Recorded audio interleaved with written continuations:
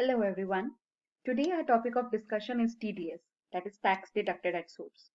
Now you might have heard many number of times that your TDS is deducted whether you are a salaried employee or you have certain kind of money kept in bank and you receive interest after deducting TDS.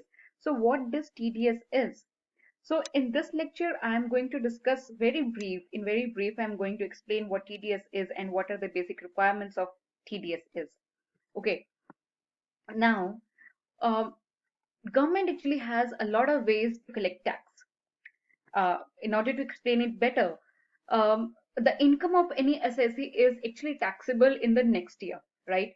You earn your income in the previous year and then you pay your tax in the assessment year. That means if you're earning your income in 2019 and 20, you are going to pay its tax in the year 2020 and 21. But the government has other modes also to recover the tax before the assessment year itself. Those ways are TDS, TCS, advanced tax, and self assessment tax. So these are various ways in which the government collects its income tax from any assessee. TDS stands for tax deducted at source. TCS stands for tax collected at source. Then there is a provision of advanced tax and self-assessment tax also. In this very lecture, I am going to discuss only about TDS. Okay, that is tax deducted at source. Now, what happens is, suppose there is one employer and there is one employee who is giving certain kind of services to his employer. And employer is obviously going to pay some amount to its employee in lieu of whatever work he has given to it. Okay. So this money which the employer will give to the employee, okay, from this money the employer is actually going to deduct certain amount as tax and the remaining amount will be given to the employee. That is why it is known as tax deducted at source. That means whichever is the source from which your income is arising, at the source itself your tax is deducted and is being deposited to the government also. This tax is deposited by the employer who is deducting your tax, who is subtracting your tax.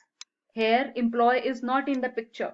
Okay, it is not the duty of the employee or it's not the duty of the person who is giving the services to deposit tax to the government. But whose duty it is? It is the employer's duty to deduct the tax and to deposit the same to the government itself. That is known as tax deducted at source. The source from which your income is arising, at that very source your income is deducted by the employer who is giving you the money or who is paying you the money, that is the payer. So employer is actually the payer. Okay, so the payer deducts the tax, deposits it with the government and gives the remaining amount to the employee that is paying. Okay, so let's understand with the help of example.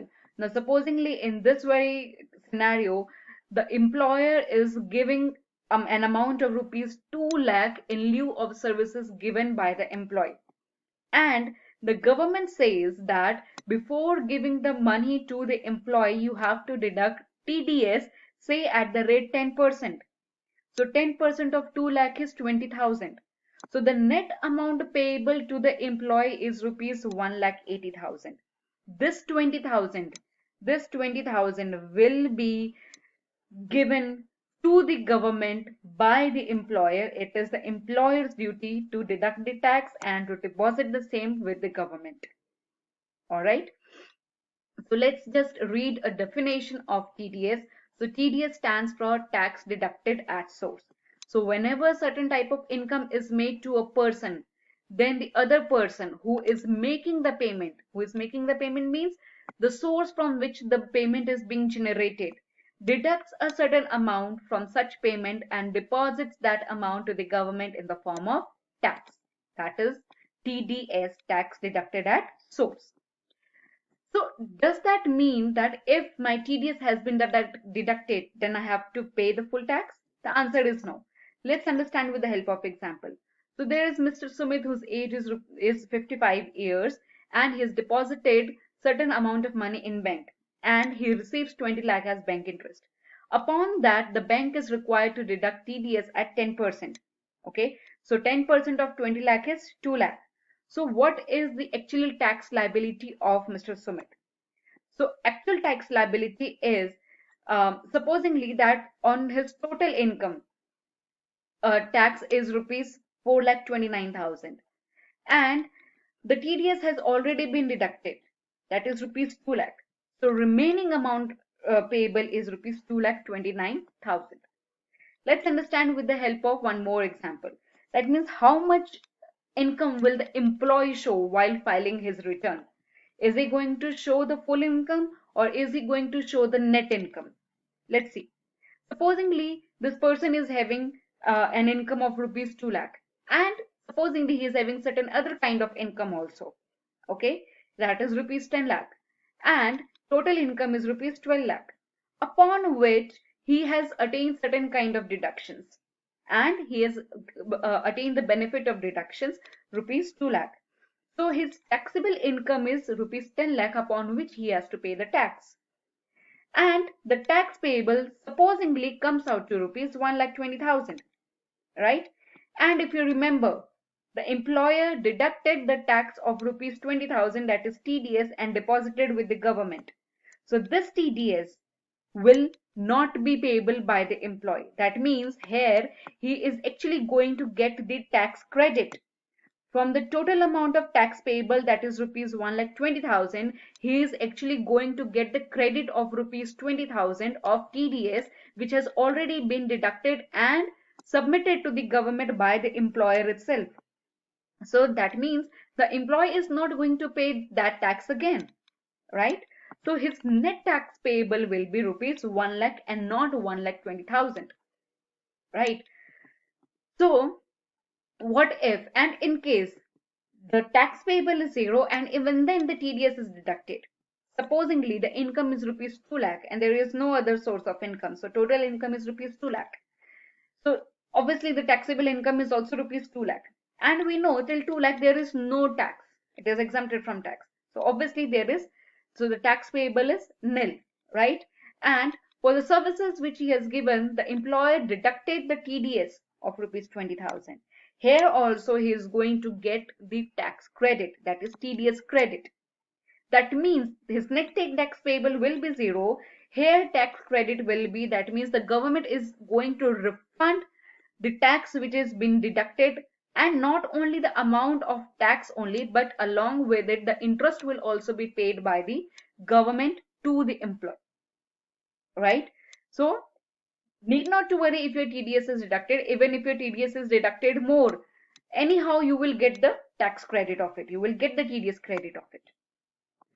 Now, when the TDS has to be deposited, TDS is deposited monthly and it is deposited on the 7th of next month. That means if you are going to deposit the TDS of, say, financial year's first month, that is April, so you are going to deposit on the till the 7th date of next month. Next month from April is May. That means the TDS of April can be deposited till 7th of May, right? And how the government will know that you are actually depositing the TDS of the same person of whom you have deducted the tax? So in that case, you have to file TDS return. TDS return has to be filed quarterly till the last date of next month. So, for example, your first quarter is from April, May, June. So the last date of next month, that is 31st July, right? First of all, the thing is TDS needed to be deposited. That means you will deposit the TDS every month on, and the due date is 7th day of the next month. And to assist it, you have to file quarterly TDS return. The payer is going to file the quarterly TDS return. The quarter ends on June, first quarter ends on June, and the due date of filing this return is next month of ending of the quarter. Here the quarter is ending on June, so next month, last date of next month, that is July, its last date 31st. That means it is 31st of July till you have to file your TDS return. Fine.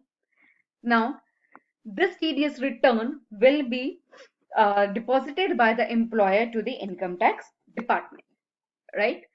Next is, how will employee be sure that his TDS which is deducted is actually deposited to the government, because obviously the employee is interested to take the tax credit of the TDS which is deducted. And the government is not just going to give the tax credit as it is. The government is actually going to ask for the proof. Show me the proof that your TDS is deducted, your employer or your payer has deducted your TDS. In that case, the proof is TDS certificate, right? So the employer, the payer has to generate the TDS certificate from 15 days from filing the quarterly return, right? Your quarter was ending on June. You filed the TDS return till 31st July, and from the date from which you are filing your return and its 15th date of next month, you need to generate or you need to issue a TDS certificate, and you need to give it to the employee, that is pay, who is going to ask for the tax credit from the government. So these dates you need to remember. Okay, your quarter is ending on June. You are filing your TDS return on 15 on the next last date of the next month, that is July, and then you are issuing a TDS certificate to the employee, that is pay, and that is a proof for the pay that his TDS is deducted and is deposited also by the employer to the government, upon which he is going to ask for the tax credit. Okay. Now, who is actually the person who is actually deducting the tax, TDS, has to obtain the TAN number, that is TDS account number. In order to deduct the tax, the person, he has to get the TAN number, otherwise he cannot do it. And if he does not apply for the TAN, okay, so there will be the penalty of rupees 10,000. So it is mandatory that the person who is deducting the tax, the employer who is deducting the tax, in order to deduct the TDS, first he has to apply for the TAN number. TAN is what? TDS account number. Okay. And who is actually liable to deduct TDS? So every person is liable to deduct TDS except individual and HUF. Individual and HUF will not deduct TDS, and every person except individual and HUF. So we include firm, we include association of persons, we include body of individual, and etc. companies. So all these are going to deduct TDS. But government has also said that individual and HUF can also deduct TDS if he is in a requirement of tax audit in the last year. When his tax audit will be done, if the sales exceeds rupees 1 crore. So if it is individual and HUF also, and their sales increases to rupees 1 crore, then even then they will be liable to deduct TDS and they will have to apply for TAN also. Otherwise, every person except individual and HUF is in requirement to deduct TDS. So this was a brief introduction about TDS, that is tax deducted at source. Rest of the things will be discussed in next video. Thank you very much.